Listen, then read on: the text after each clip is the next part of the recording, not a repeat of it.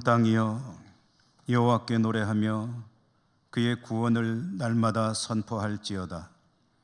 여호와는 위대하시니 극진히 찬양할 것이요 모든 신보다 경외할 것이며 만국의 모든 신은 헛것이나 여호와께서는 하늘을 지으셨도다. 아멘.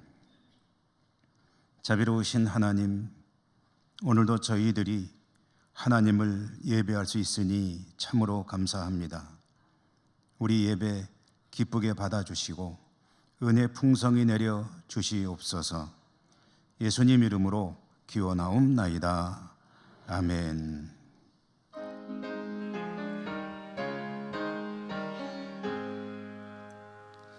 만복의 근원 하나님, 온 백성 찬송 드리고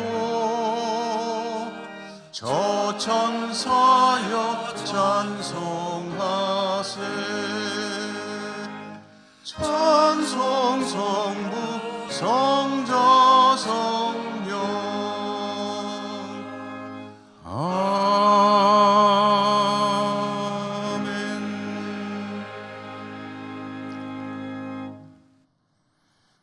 자비로우신 하나님, 오늘도 저희들을 복된 자리, 예배 자리로 불러주셨음에 감사드립니다.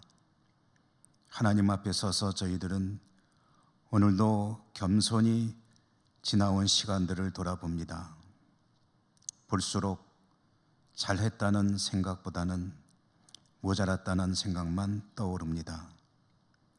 하나님의 말씀 가운데 거하는 일에 그리 성공적이지 못했습니다.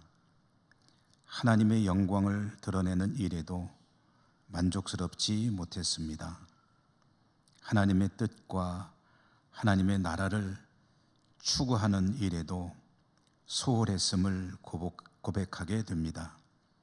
자비로우신 하나님, 저희들의 모자람을, 연약함을 불쌍히 여겨주시고 용서해 주시옵소서. 이 시간에 계속해서 주님과 저희들만이 아는 모든 은밀한 죄와 허물들까지 침묵 가운데 고백합니다.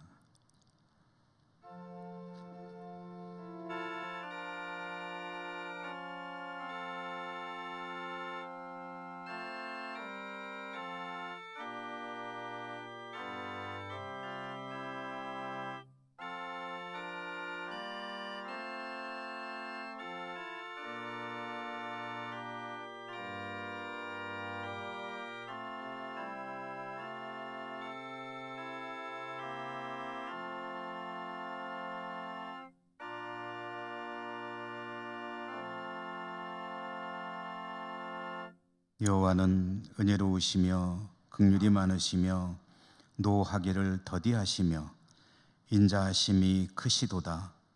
여호와께서는 모든 것을 선대하시며 그 지으신 모든 것에 긍휼을 베푸시는도다. 아멘. 온 땅이여 여호와께 즐거운 찬송을 부를지어다.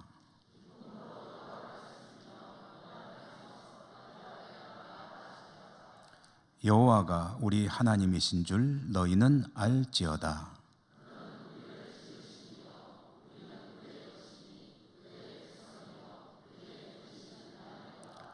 감사함으로 그의 문에 들어가며 찬송함으로 그의 궁정에 들어가서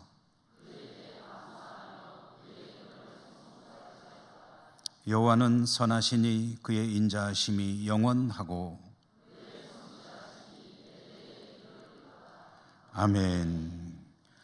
나는 전능하신 아버지 하나님, 천지의 창조주를 믿습니다. 나는 그의 유일하신 아들, 우리 주 예수 그리스도를 믿습니다. 그는 성령으로 잉태되어 동정녀 마리아에게서 나시고 본디오 빌라도에게 고난을 받아 십자가에 못 박혀 죽으시고 장사된 지 사흘 만에 죽은 자 가운데서 다시 살아나셨으며 하늘에 오르시어 전능하신 아버지 하나님 우편에 앉아 계시다가 거기로부터 살아있는 자와 죽은 자를 심판하러 오십니다. 나는 성령을 믿으며 거룩한 공교회와 성도의 교제와 죄를 용서받는 것과 몸의 부활과 영생을 믿습니다. 아멘.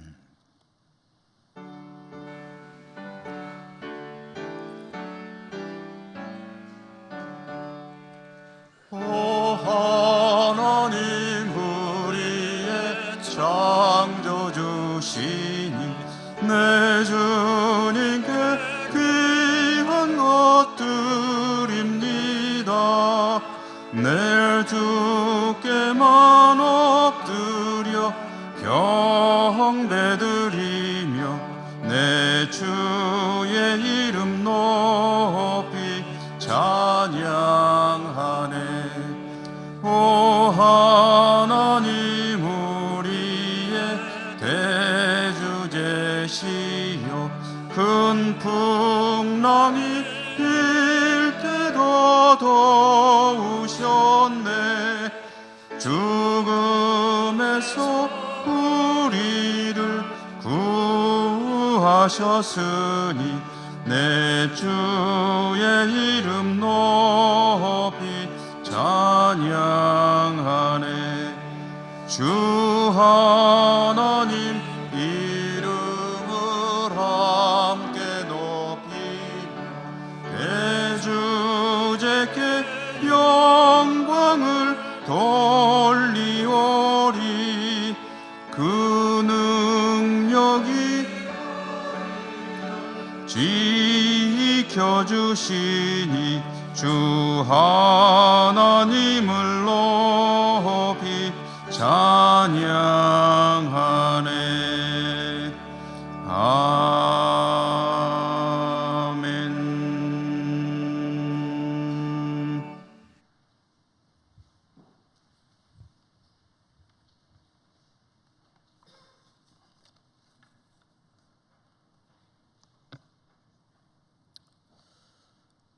거룩하고 복된 주일을 허락하신 하나님께 찬양과 경배를 드립니다. 죽을 수밖에 없는 저희들을 인쳐주시고 사랑하여 주셔서 지난 한 주간도 하나님 은혜 가운데 살아온 것을 감사드립니다. 어느새 찾아온 무더위와 장마 속에서도 저희들의 건강을 지켜주심도 감사드리며 말씀대로 살지 못함도 용서하옵소서. 교육과 전도 등 교회 활동이 활발하게 전개되어 빈자리들이 가득 차는 예천교회 되게 하옵소서. 주님께 영광을 드리며 거룩한 예배자로 보좌 앞에서 신령과 진정으로 예배하도록 인도하옵소서. 하나님의 사랑으로 예천교회가 창립 114주년을 맞도록 앞서가신 성도님들의 기도와 헌신적인 봉사로 이렇게 건강한 교회로 성장하게 하심을 감사드립니다. 새 일을 행하시며 도우시는 하나님 아버지, 우리나라와 민족을 위하여 기도합니다. 새로운 대통령이 선출된 가운데 국민을 우선하는 지도자로 쓰임받고 하나님을 두려워하며 흙과 벽으로 갈라진 민심을 모아 국민들을 하나로 뭉쳐 세계에서 뜬가는 대한민국 되게 하옵소서.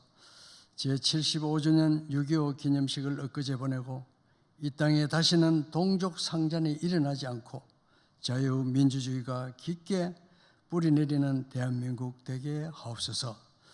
은혜가 충만하신 하나님, 이제 교회학교 여름 행사와 몽골 단기 선교를 앞두고 있사오니 모든 행사가 하나님의 뜻 안에서 형통하게 끝날 수 있도록 은혜 내려 주옵소서.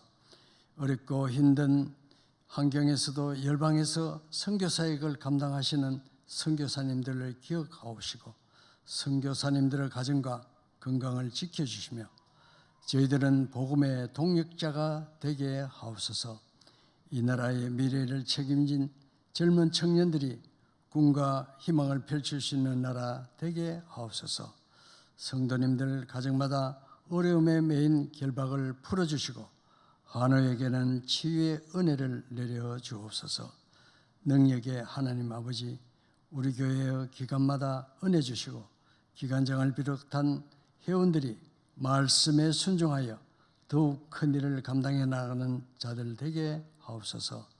급변하는 시대에 우리 교회가 하나 되고 예배에 힘쓰는 교회, 기도하는 교회, 이웃을 섬기는 교회, 선교하는 교회, 건강하고 성숙한 교회로 쓰임받게 하옵소서. 다음 세대를 이어가는 교회 학교와 지도 교육자와 교사들에게 은혜 주셔서 교회 학교가 부흥되어 아이들 웃음소리로 부흥되는 교회 되게 하옵소서. 무더운 날씨에 연로하신 어르신들 건강도 지켜 주옵소서. 말씀 증거하실 김영수 목사님에게 갑절의 능력 주시고 건강한 목회와 성령의 감동 감화가 있는 목회 되게 하옵소서. 저희들은 그 말씀으로 힘과 용기가 되고 상함을 입은 자에게는 위로가 되는 기적을 체험하는 삶이 되게 하옵소서. 동역하시는 부교육자들에게도 은혜 주셔서 크게 성장하여 훌륭한 목회자로 거듭나게 하옵소서. 호산나 찬양되어 찬양을 흠량하여 주시고 예배를 위해 음으로 양으로 봉사하는 예배위원들을 기억하옵소서. 영원한 생명수를 공급하시는 거룩하신 예수님 이름으로 기도합니다. 아멘.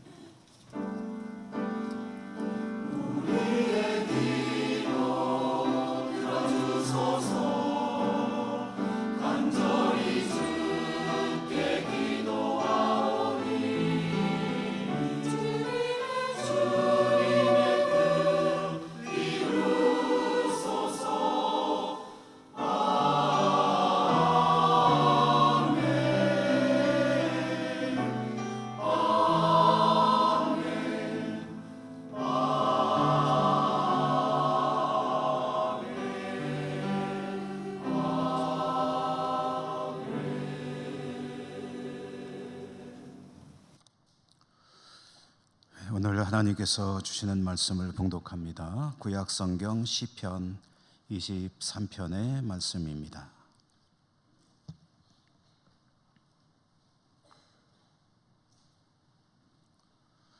여호와는 나의 목자시니 내게 부족함이 없으리로다.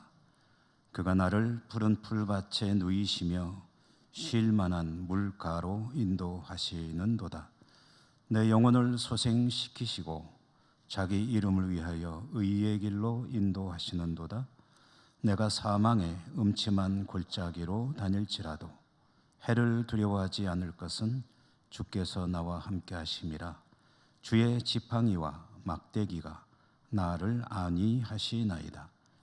주께서 내 원수의 목전에서 내게 상을 차려주시고 기름을 내 머리에 부으셨으니 내 잔이 넘치나이다. 내 평생의 선하심과 인자하심이 반드시 나를 따르리니 내가 여호와의 집에 영원히 살리로다. 아멘.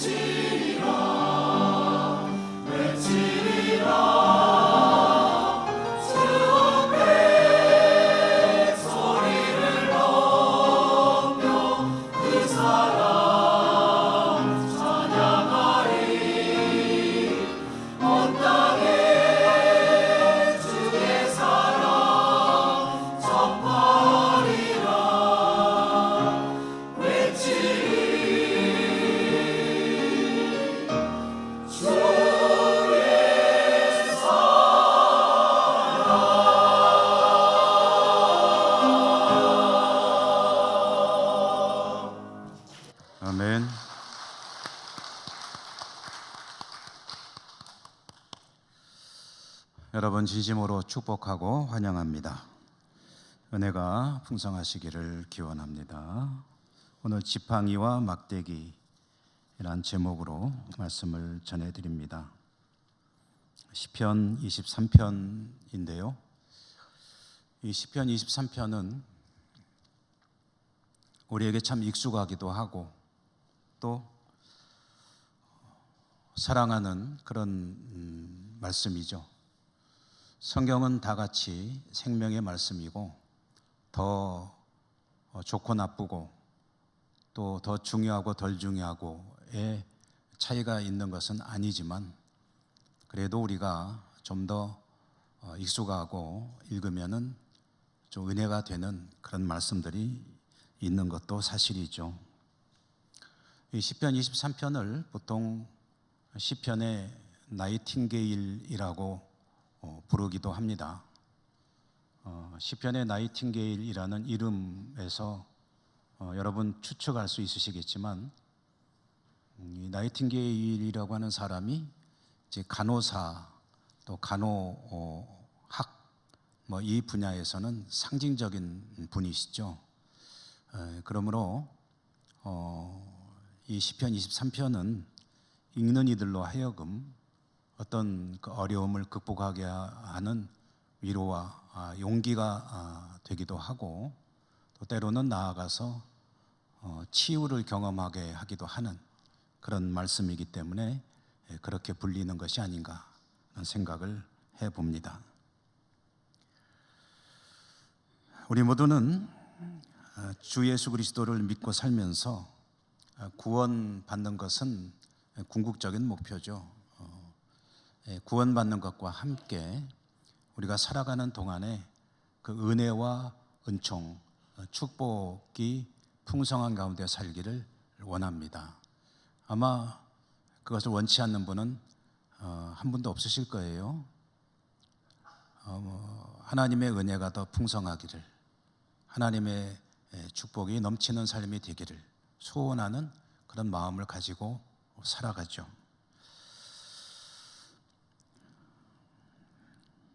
그런데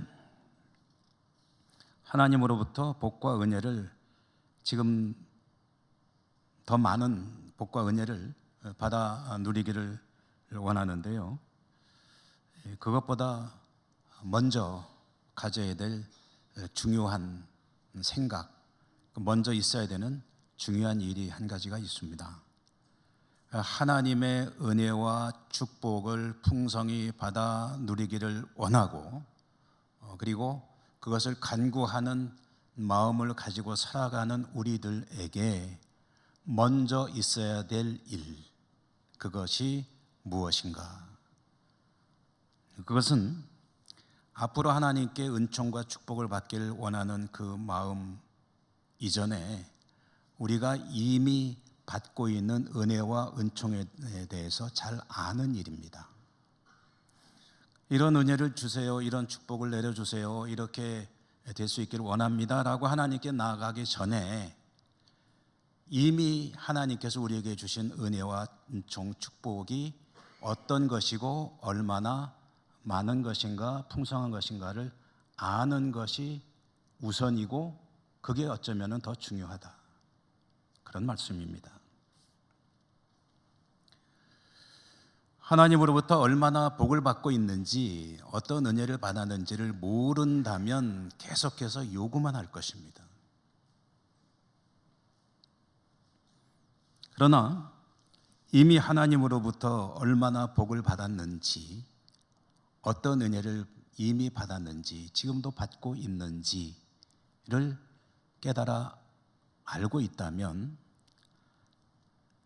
앞으로 어떻게 하나님께 은혜를 구하고 복을 구하고 어떤 은총이 저에게 더 필요합니다라는 것을 하나님 기뻐하시는 방향으로 구할 수 있는 그런 지혜를 얻게 될 것입니다. 가늠할 수 있다는 거죠. 내가 이미 하나님으로부터 얼마나 복을 받았는지, 얼마나 은혜를 받고 있는지를 알고 있다는 것은 그렇게 중요한 것인데요. 다윗은 정말 자신이 얼마나 하나님으로부터 은혜를 받고 있는지, 얼마나 복을 받았는지를 잘 아는 사람의 대표적인 인물이라고 할 수가 있을 겁니다. 오늘의 시편도 그 사실을 단적으로 드러내주고 있습니다. 다윗이 시편 23편을 기록한 것은 그의 인생의 후반부, 어쩌면은 가장 마지막 시간을 보낼 때에 쓴 것이 아닐까라고 추측을 하곤 하는데요. 자신의 삶을 돌아보면서 다윗이 하나님께 노래를 지어 찬양하며 꺼내는 첫 마디 1절 말씀에 보면은 여호와는 나의 목자시니 내게 부족함이 없으리로다. 다윗은 하나님과 자신의 관계를 양과 목자의 관계로 비유해서 이야기합니다. 그러니까 자기가 양이죠. 하나님이 목자시고. 그런데 양된 자신의 입장에서 보니 하나님이 나의 목자시기 때문에 부족한 게 없더라. 내 삶을 돌아보면 부족한 것을, 무엇이 부족했는지 정말 부족한 게 없더라 라는 이런 고백으로 이 노래를 시작하고 있다는 거죠. 다윗의 이 말은 상당히 우리에게 신뢰를 주는 그런 비유이기도 합니다. 왜냐하면 어려서부터 목자로 살았거든요. 그래서 목동으로 살았던 다윗은 양과 목자의 관계를 너무나도 잘 아는 사람입니다. 양의 입장에서 본다면요, 어떤 목자를 만나느냐 하는 것은 너무나도 그의 삶에 중요한 일이 될 것입니다. 양의 목자를 골라서 나는 이 목자의 양이 될 거야 라고 할 수는 없습니다. 그저 태어나면 어떤 목자의 돌봄을 받으면서 양의 일생을 살게 되는 거죠. 그런데 자신이 선택할 수는 없지만 어떤 목자의 돌봄을 받는 양으로 사느냐 하는 것은 그의 삶의 모든 것을 결정하는 그런 요인이 된다는 거죠. 그런데 다윗이 자신을 양이라고 하고 보니까 하나님께서 나의 목자가 되시는데, 야, 그러니 도대체 부족한 게 없네 라고 이야기를 꺼내는 겁니다. 하나님께서 목자가 되어주시니 더 말할 나위가 없이 너무나도 좋습니다.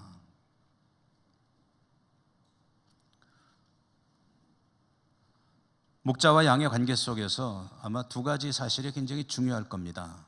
첫째로는 그 목자가 양을 얼마나 사랑하고 세심하게 책임감을 가지고 돌보느냐 하는 거죠.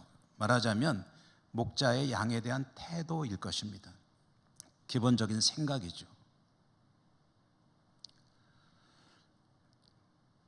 양을 정말 사랑하는 목자라면 더할 나위 없이 좋겠지만,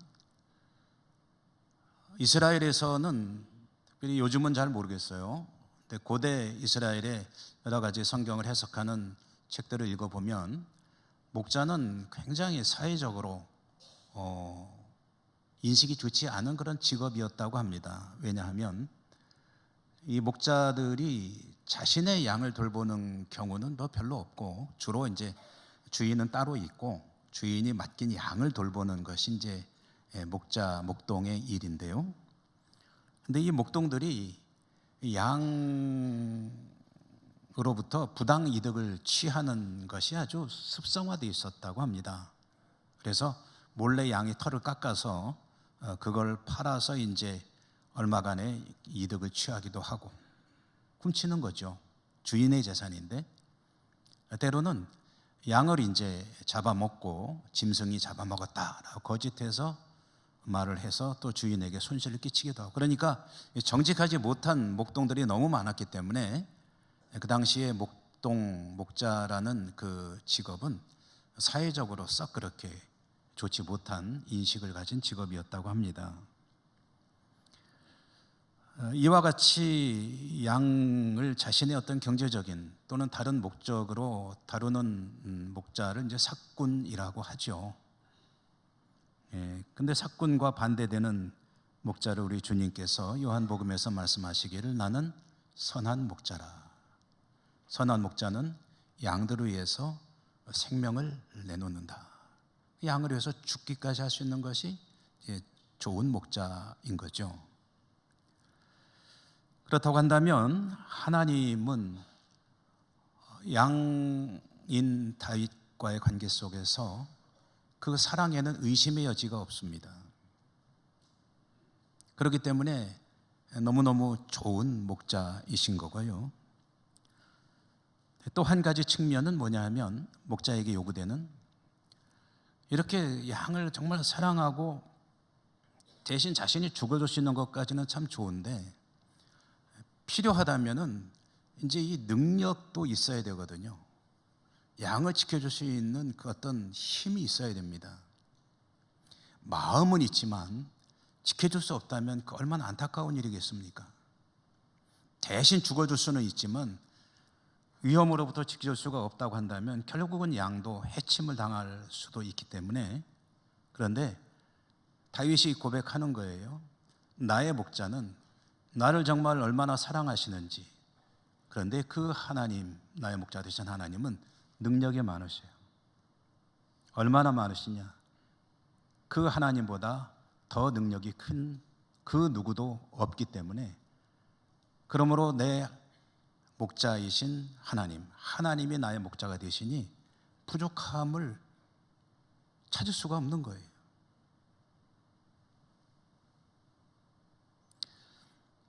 그런 하나님이 목자가 되시는 일생을 살아가는 다윗, 그는 자신의 일생을 이렇게 표현합니다. 2절에 보니까 그가 나를 푸른 풀밭에 누이시며 쉴 만한 물가로 인도하시는도다.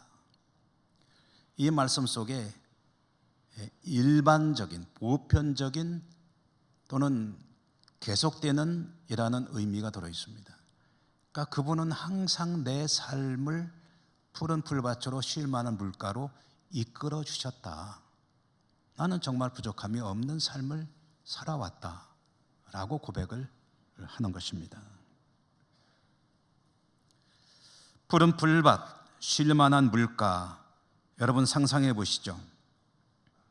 얼마나 평화로워 보입니까? 소풍을 간다면 그런 데로 가면 좋겠죠. 잔디가 쫙 깔려 있고 시내가 흐르고 있는 데에 가서 이제 그 방석 깔고 그래서 거기서 도시락도 까서 먹고 준비해 간 차도 마시고 하면서 뭐 괜찮으면은 누워서 한숨 자고 너무너무 평화로운 광경 아닙니까? 다윗이 자신의 일생이 그랬다는 거예요.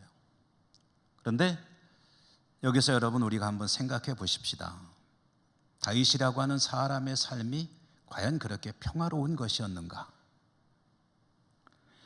푸른 풀밭과 쉴 만한 물가로 이어지는 그런 평강의 삶을 다윗이 살았는가?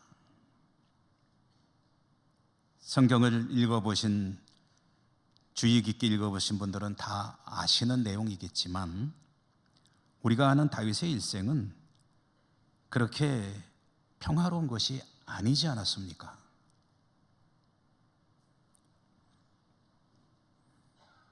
다윗의 삶을 제가 자주 말씀드립니다만은 그의 어린 시절은 부모님의 사랑과 돌봄을 제대로 넉넉히 받지 못하는 그런 시절이었다. 아마 어머니는 일찍 여인 것으로 보입니다. 성경이 명확히 제시하지 않고 있지만 여러 가지 상황을 통해서 추측컨대 어려서 어머니를 잃은 것으로 보여지고요. 그리고 아버지로부터는 막내 아들로서 받아야 될 어떤 그 어린 아들이잖아요. 그런 어떤 돌봄 또는 형들로부터의 자상한 어떤 사랑, 이런 것들을 충분히 받지 또 못한 것으로 보이기도 합니다. 성경을 통해서 그렇게 추측한다는 거죠. 어린 시절이 그렇게 외롭고 따뜻한 시절이 아니었다고 한다면 성인이 되어서는 어땠느냐? 성인이 된 그의 삶은 전쟁터에서 전쟁터로 이어지고 사람을 죽이고 죽지 않기 위해서 처절하게 살아야 되는 피로 범벅된 그런 삶의 연속이었습니다. 가족으로부터 제2의 가족이라고 할 수 있는 처가에서도 얼마나 위험한 일을 많이 당했는지 모릅니다. 장인은 막강한 권력을 가진 권력자인데 그를 죽이겠다고 끊임없이 추격해 왔고, 아내나 다른 처남 한 사람 외에는 다른 어느 누구로부터 따뜻한 사랑을 받아보지 못한 그런 삶을 살아야 했습니다. 오죽하면 적국으로 망명을 가서 목숨을 이어보려고 하다가 참 별일을 다 하면서 생명을 이어갔던 다윗의 생애. 왕이 되고 나이가 들어서는 어땠느냐? 왕이 되고 나이가 들어서는 좀 평안히 지냈는가 하면 그것도 그렇지 않죠. 형제들 간에, 자녀들 간에 피비린내 나는 권력 다툼과 또 성추행과 나중에는 결국은 그 아들이 아버지를 죽이고 왕이 되겠다고 쿠데타를 일으키고 창을 꼬나들고 덤벼드는 그 아들을 피해 맨발로 도망쳐야 하는 그런 일도 있었고요. 그래서 객관적으로 냉정히 그의 삶을 평가해 본다면 그의 삶은 푸른 초장 쉴 만한 물가는 절대로 아니었다. 피곤하기 짝이 없는 참 파란 많은 인생을 살았던 사람 다윗. 그런 그가 자신의 삶을 뭐라고 표현한다고요? 부족함이 없는 인생, 그리고 푸른 풀밭 쉴 만한 물가로 이어지는 인생을 나는 살았습니다. 그러면은 다윗이 그렇게 말하는 이유, 그렇게 말할 수 있는 원인은 어디에 있는 걸까요?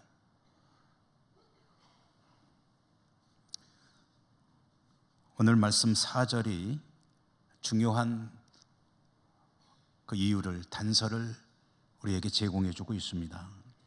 4절 말씀을 제가 다시 한번 읽어보면요, 내가 사망의 음침한 골짜기를 다닐지라도 해를 두려워하지 않을 것은 주께서 나와 함께 하심이라.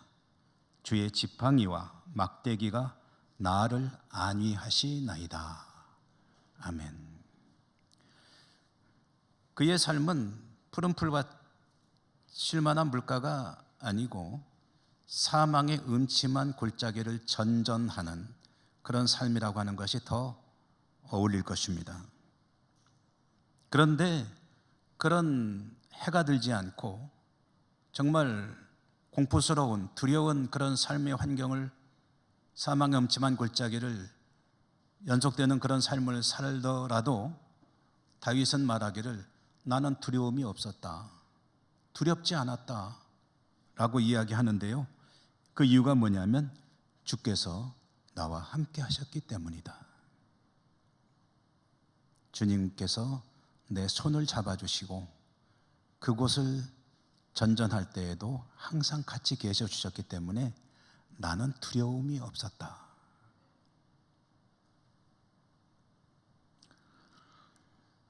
주께서 자신과 함께 하신다는 그 증거도 제시합니다. 다윗이 제시하는 증거는 주의 지팡이와 막대기가 나를 안위하셨다.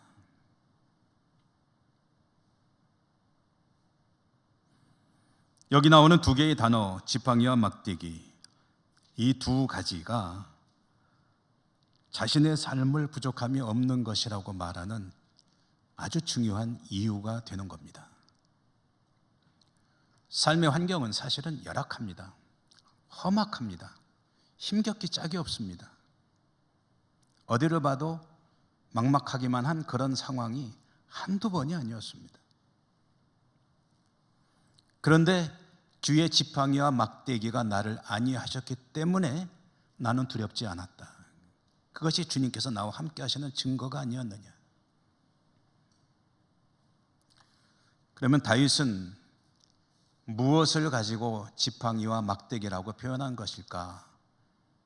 그 의미를 새겨보아야 될 것입니다. 여러분, 지팡이와 막대기라고 했는데요, 지팡이가 무엇인가요? 우리 성도님들 가운데도 지팡이 사용하시는 분들 계시죠? 지팡이는 언제 쓰는 겁니까?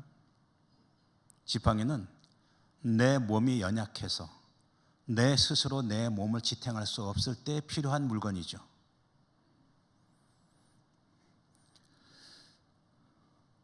내 몸이 건강하다 해도 힘든 일을 해야 할 때는 지팡이를 사용해야 하기도 합니다.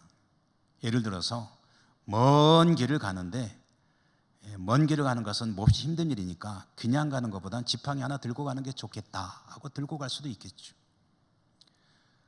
산을 올라가는데 무릎에 무리가 갈 수가 있으니까 산에 올라갈 때 지팡이를 짚고 올라갔으면 좋겠다 해서 지팡이를 들고 가기도 하죠.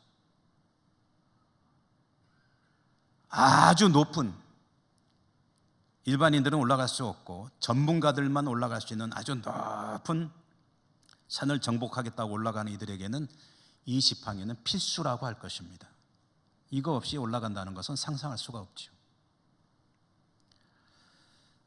이렇게 힘든 어떤 과정을 겪어야 할 때 이 지팡이는 약한 힘을 돕는 그런 능력이 됩니다. 힘들지 않은 사람이라 할지라도 우리 성도님들 가운데도 연세가 높으신 어른들이 많으신데 연세가 자꾸 드시다 보면 몸이 약해지죠. 힘이 없어지죠. 그러면은 평상시에도 이제 지팡이를 짚어야 되고 살아야 되지 않습니까? 지팡이는 무엇입니까? 나 혼자 힘으로 할 수 없는 상황을 맞이할 때 나에게 힘이 되어주는, 내가 의지하며 도움을 받을 수 있는 그런 유용한 도구, 이게 지팡이죠. 막대기는 뭘까요? 막대기는, 여기서 말하는 막대기는 목자가 들고 다니는 막대기를 말합니다. 이 막대기는 때로는 무기가 되기도 합니다. 목자가 들짐승 맹수들로부터 양을 지켜야 할 때가 있을 수 있습니다. 그럴 때 맨손으로 싸우는 것보다는 막대기라도 하나 손에 들고 있으면 큰 힘이 되겠죠. 실제로 다윗은 골리앗과 싸울 때 그렇게 외쳤습니다. 내가 어려서부터 양들을 돌볼 때 때로는 사자가 곰이 덤벼들어서 양 새끼를 물고 가버리면 내가 끝까지 쫓아가 가지고 그 사자와 곰의 입에서 양 새끼를 끄집어내 가지고 그 양을 구출해내곤 했다. 목동은 때로는 목숨을 걸고 양을 향해 덤벼드는 맹수들과 싸워야 하기도 합니다. 그럴 때 요긴한 것이 이 막대기일 것입니다. 양의 입장에서 보면은 자신의 안전을 위해서 목자가 사용하는 가장 일반적이고 손쉽게 구할 수 있는 일종의 무기가 이 막대기라는 거죠. 이 두 가지를 합쳐본다면 연약하여 내 힘으로 어쩔 수 없을 때 도움을 받는 것, 그리고 내가 위험에 처할 때 나를 보호해 줄 수 있는 것, 그게 바로 지팡이와 막대기일 것입니다. 그래서 다윗은 말합니다. 나는 사망의 음침한 골짜기를 다닐 때에도 두렵지 않았습니다. 왜요? 주님이 나와 함께 계시기 때문에, 나는 그것을 알기 때문에. 주님이 나와 함께 계신 것을 나는 주님의 지팡이와 막대기를 통해서 알 수 있었습니다. 주님은 내가 지쳐 있을 때, 낙심할 때, 주저앉아 있을 때 일어날 수 있는 힘을 주셨습니다. 주님은 내가 위험에 처할 때, 아슬아슬한 그런 상황을 맞이할 때 나를 지켜주시며 보호해 주셨습니다. 그러니 주님이 나와 함께 하셨는데 내가 아무리 어려운 상황에 처한다 할지라도 무엇을 두려워하겠습니까?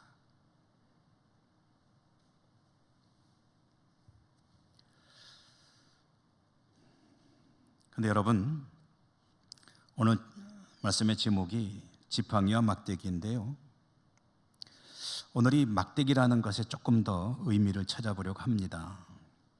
어쩌면 더 중요한 의미라는 생각이 듭니다. 막대기가 나를 보호하는 그런 무기라는 수단보다 사실 더 중요한 뜻이 있다는 거죠. 그것은, 막대기는 때로는 필요하면 회초리가 되기도 합니다. 어떤 때일까요? 회초리가 필요한 때는 어떤 때입니까? 양이 이동을 할 때는 보통 쭉 줄지어서 가거든요. 그런데 가끔 엉뚱한 데로 가는, 대어를 이탈하는 양들이 있습니다. 위험한 곳이기 때문에 줄을 잘 지어서 앞에 가는 양 잘 따라가야 되는데, 이 대열에서 이탈해서 엉뚱한 곳으로 가게 되면 그것은 낭떠러질 수도 있고 위험한 그런 상황을 맞이할 수도 있습니다. 위험한 곳, 낭떠러지, 절벽 쪽, 죽음의 길, 멸망한 길인데 이탈하는 양은 그 길이 좋은 길인 줄 알고, 양은 눈이 나쁘거든요. 제대로 분별을 못합니다. 그래서 자기 생각에 이 길이 좋은 길이다 라는 판단을 하고 그 길로 가게 되면 목자는 어떻게 합니까? 들고 가던 지팡이로 툭툭툭 치는 거죠. 야, 그리 가지 마, 이쪽으로 와. 툭툭 칩니다. 근데요, 양이요, 고집이 엄청 셉니다. 툭툭툭 치면은요, 돌아오면 좋은데 얘가 안 돌아오고 계속 이러면서 이제 그쪽으로 막 가려고 그럴 수도 있어요. 그럼 어떻게 됩니까? 조금 더 세게 쳐야지. 탁탁탁, 야, 이쪽으로 와. 그래도 고집센 양은 그쪽으로 머리로 들이받으면서 가기도 합니다. 왜요? 눈이 나쁘니까, 분별을 못하니까. 그럴 땐 어떻게 됩니까? 에이구, 그래, 너 가다가 떨어져 죽든지 말든지 네가 선택시켜, 네가 알아서 해라 라고 해야 됩니까? 그럴 수 없죠. 그러면은 목자는 때려서라도, 눈물이 찔끔 나도록 때려서라도 양을 이쪽으로 방향을 바꿔줘야 되는 거죠. 여러분, 이탈하는 양은 엉뚱한 오해를 해서 길을 잘못 두는 경우도 있지만, 이게 몸에 문제가 생기면은 양들이 자꾸 딴 데로 간다고 합니다. 양의 습성을 공부하는 그 책을 보니까 그렇더라고요. 엉뚱한 데로 이탈하는 양은 지금 뭔가 문제가 있는 양이에요.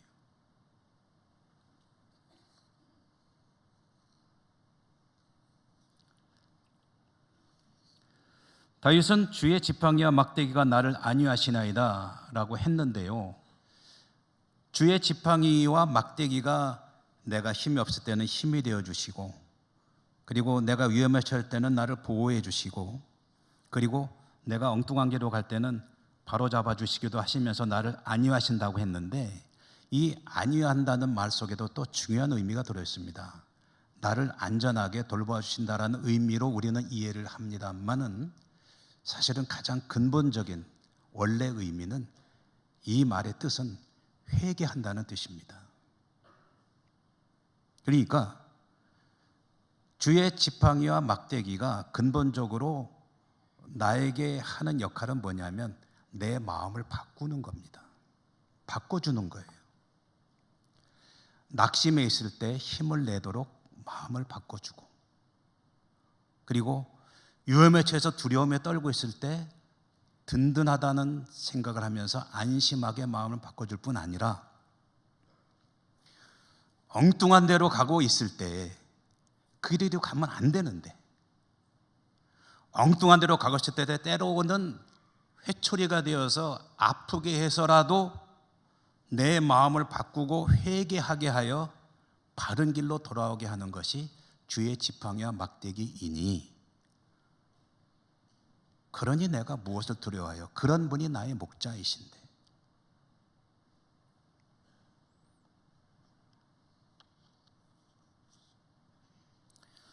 다윗은 이런 하나님의 은혜를 너무나도 잘 아는 사람입니다.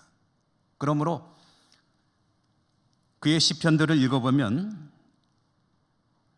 처음에는 원색적인 그런 기도, 좀 듣기 민망할 정도의 어떤 청원들도 많이 있습니다. 그러나 결론은 항상 동일합니다. 결론은 하나님께 감사와 찬양을 드리는 것으로 결론을 맺습니다. 왜요? 너무 잘 아니까, 하나님이 어떤 분이신지를. 평생 그 가운데 살아왔으니까. 힘들지 않은 인생을 산 것이 아닙니다.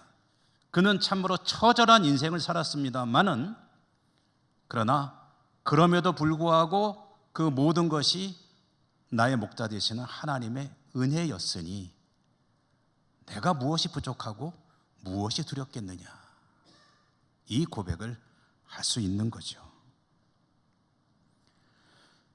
그런 다윗의 믿음의 고백이 얼마나 넘치도록 많았던지 시편 150편 중에 알려진 바로는 절반가량 해당하는 73편이 다윗의 시편이라고 하죠.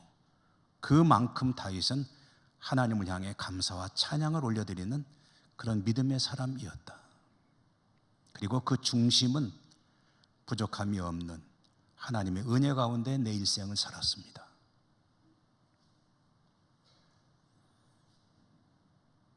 여러분, 저와 여러분에게 이런 감사가 풍성하시기를 간절히 바랍니다. 감사 이야기를 하다 보니 또 한 사람 이야기를 잠깐 드리지 않을 수 없겠는데요. 사도 바울이 데살로니가 교회에 보내는 편지에서 그렇게 권고했죠. 세 가지로. 여러분 너무나도 역시 익숙하신 항상 기뻐하라, 쉬지 말고 기도하라, 범사에 감사하라. 마지막은 범사에 감사하라. 이 범사라는 게 뭡니까? 범사라는 것은 모든 일을 의미하는 것이죠. 모든 일에 감사하라는 것은 어떤 것입니까? 감사할 일에 대해서 감사하라는 것이 아니죠. 감사할 수 없는 일, 감사하기 싫은 일, 감사와는 거리가 멀어 보이는 일들도 하나님께 감사하는 삶을 살아야 한다.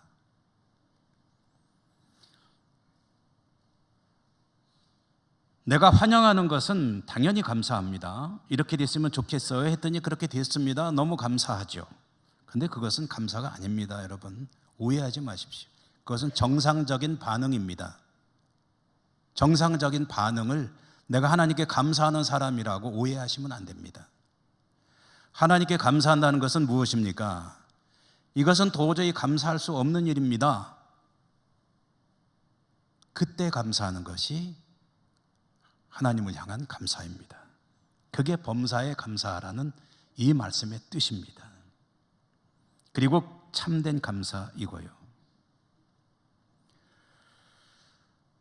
여러분, 우리의 감사는 어떤 것인가요?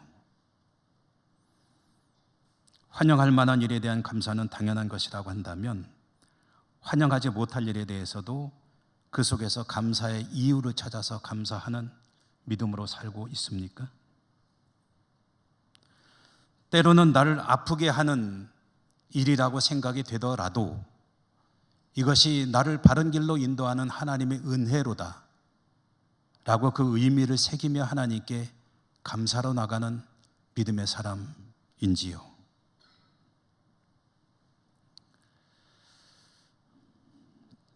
저는 저와 여러분 우리들은 이와 같은 믿음에 근거한 진정한 참된 감사의 사람이 될 수 있기를 간절히 소망합니다.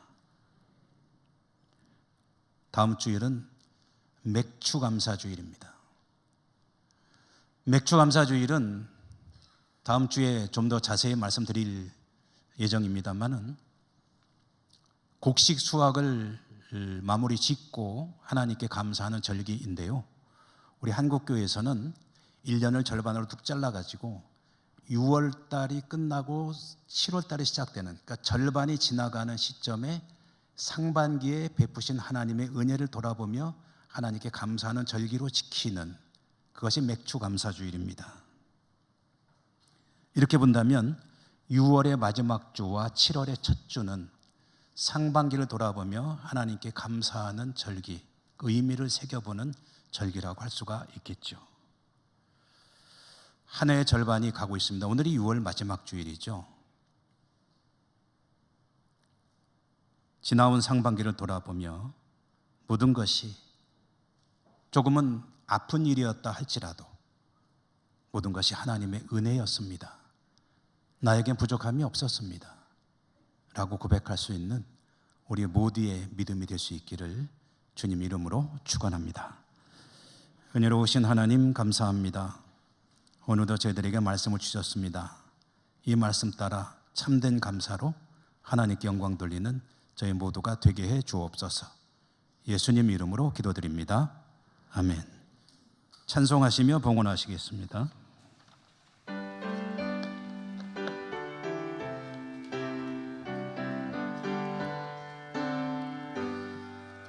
나의 갈 길 다가도록 예수 인도하시니 내 주 안에 있는 긍휼 어찌 의심하리요.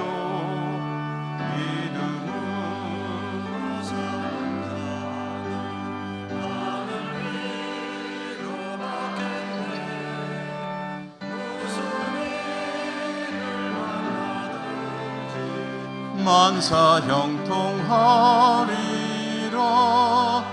무슨 일을 만나든지 만사 형통하리라. 나의 갈 길 다가도록 예수 인도하시니 어려운 일 당한 때도 족하는 해주시네. 나는 심히 고단하고 영혼 매우 가라나 나의 앞에 반석에서 샘물 나게 하시네. 나의 앞에 반석에서 샘물 나게 하시네. 나의 갈 길 다가도록 예수 인도하시니 그의 사랑 어찌 큰지 말로 할 수 없도다. 성령 감화 받은 영혼 하늘 날아갈 때에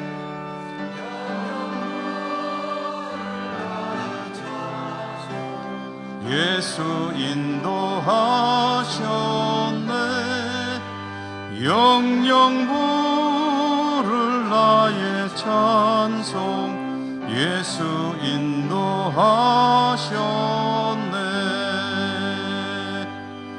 아멘. 하나님 감사합니다. 예배할 수 있음에 감사하고 예배하러 나오는 저희들이 예물을 가져올 수 있음도 감사합니다. 모든 것이 하나님의 은사입니다. 주신 것의 일부 오늘도 정성껏 거룩하게 구별해와 올려드리오니 받아주시고 드리는 저희들의 삶이 두려움이 없고 날마다 우리 하나님을 찬양하며 감사하는 믿음으로 이루어질 수 있도록 더욱 축복해 주시옵소서. 예수님 이름으로 감사하고 기도드립니다. 아멘.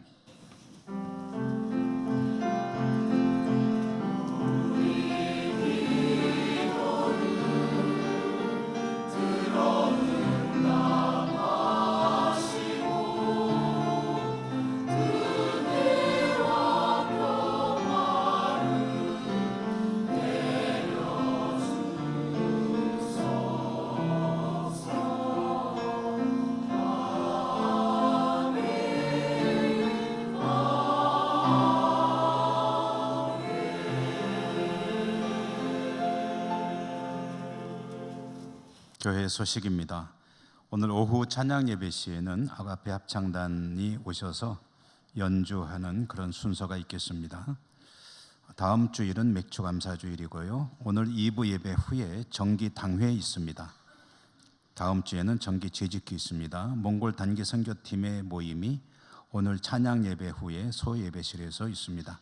중보기도 사역자 모임은 7월 4일 금요일 저녁 7시 소예배실, 제51회 전국 장로 수련회 7월 2일부터 4일 금요일까지 더 K 경주호텔 8시 30분 출발입니다. 청소년 수련관.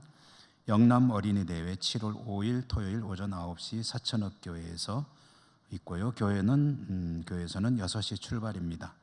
예천군 기독교연합회 조찬 기도회가 7월 5일 토요일 오전 6시 30분 예천 우리 교회에서 있게 되겠고요.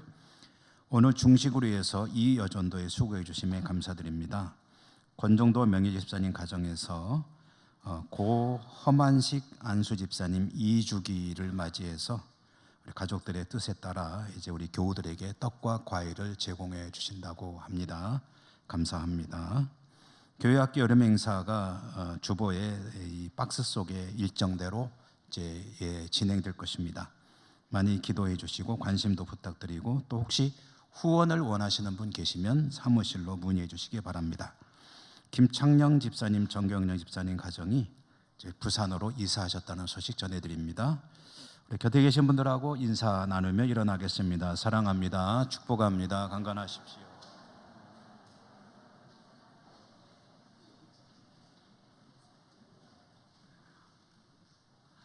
주 기도성과 축도로 예배 마칩니다.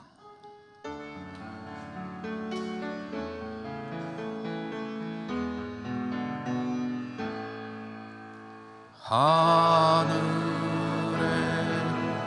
계신 아버지, 이름 거룩하사 주님 나라 임하시고 뜻이 이루어지이다.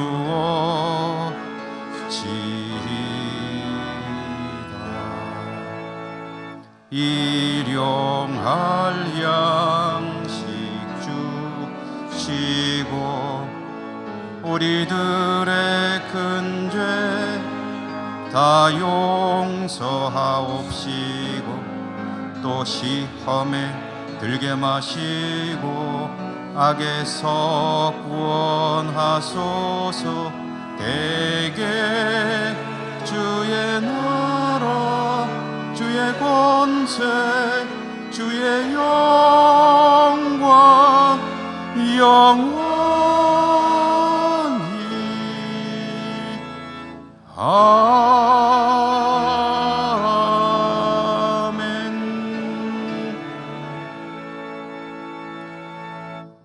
하나님 사랑하시는 주의 백성들이 하나님을 예배하고 그들이 살아야 될 삶의 자리로 다시 나갑니다.